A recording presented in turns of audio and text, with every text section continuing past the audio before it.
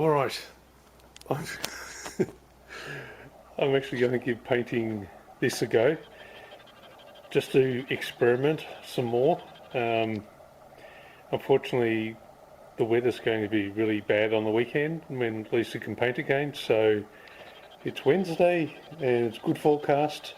And as you can see, we're below the 60% humidity and we've got 14.5 inside the workshop. It's a little bit warmer outside, but I'm sure that's going to stabilise soon. So what I thought I would try is these little mini rollers. These are high density foam, so no nap, and therefore enamel paints. I've got high density ones here, they look very similar, and they're a wider one. I think that'll be good for the chassis if this works out, the sides of them, and then this for the top. We'll just have to wait and see what the results are. So I'm going to experiment on a cross member that sits up under the tray behind the cab. That's been completely stripped of paint, acid treated, and so it's ready to go. And so I've got plenty of other things still to do, and I'm also going to try, if possible, try the top coat this afternoon if I have enough time and I cope well enough. So I will be using a breathing mask. We always keep it in a sealed, airtight container so it's not getting contaminated when we're not using it. So maybe the beard will help seal it better and I can take over some of the painting. So we'll see what happens. Fingers crossed we get good results. Obviously I won't be able to talk or show to camera. So anyway, fingers crossed. Alright, the aftermath. For my first attempt at doing this, I think it's come up remarkably well, and the finish I get with the roller, where I can use the roller, is as good looking as powder coat. Seriously, it's flawless. It's really quite surprising. You saw me do this one and look at the results. Bloody beautiful.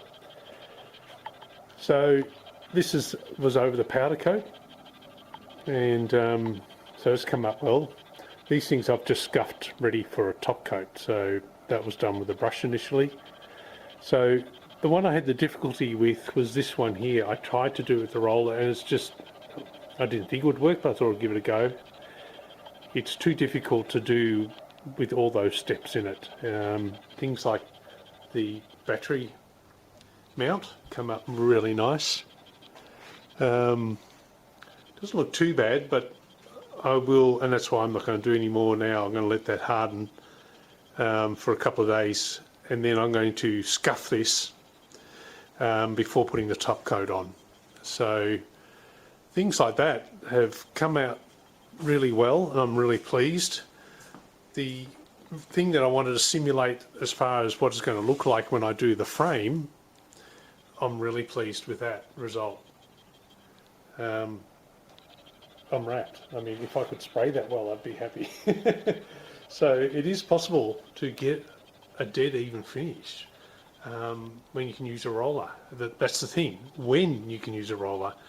For the little stuff like this, I just did that with a brush, and I just had a little bit of paint left over. I thought, I'll quickly go over it. It's not bad considering this was the poor corroded zinc plating that I just did this bit here and these ones. So yeah, I think overall, every time we both do more, we're getting better. So I think by the time we get to the frame, this is probably the most critical.